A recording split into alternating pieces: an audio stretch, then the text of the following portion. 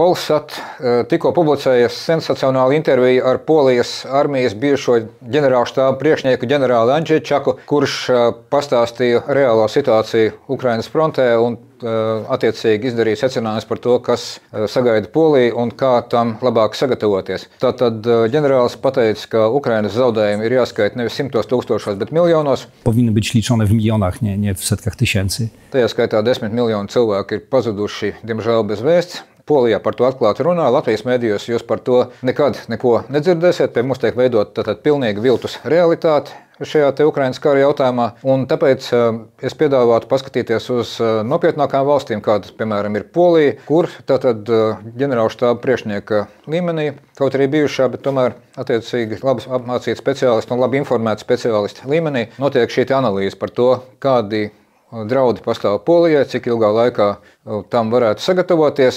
Un, faktiski es pat ieteiktu izlasīt šo interviju pilnībā. Es linku pielikšu šeit klāt komentāros pie šā video. Un, tātad, kas ir būtiskais? Ka viņš uzskata, ka Ukraina karu zaudē. Latvijā mēs vēl līdz pēdējiem brīdim redzam pat ministrus, kuri saka, ka pēc Ukrainas uzvaras caur Latviju ies liels preču tranzīts atjaunošanai. To mēs redzējām partija progresīvie, transporta ministrs par to runāja. Un visādi šitādas muļķības.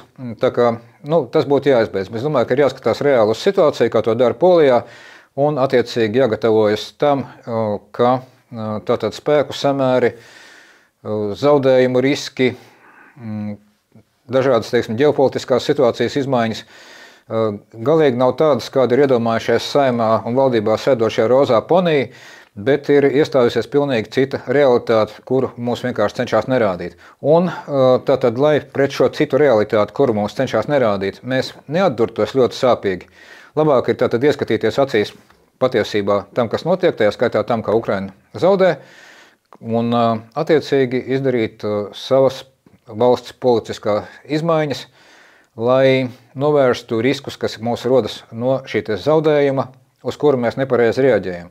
Jo tad mēs faktiski esam gatavi, līdzīgi kā to paziņoja Francija, sūtīt savu karaspēku karā, par kuru Polijas ģenerālis saka, ka tas ir zaudēts karš.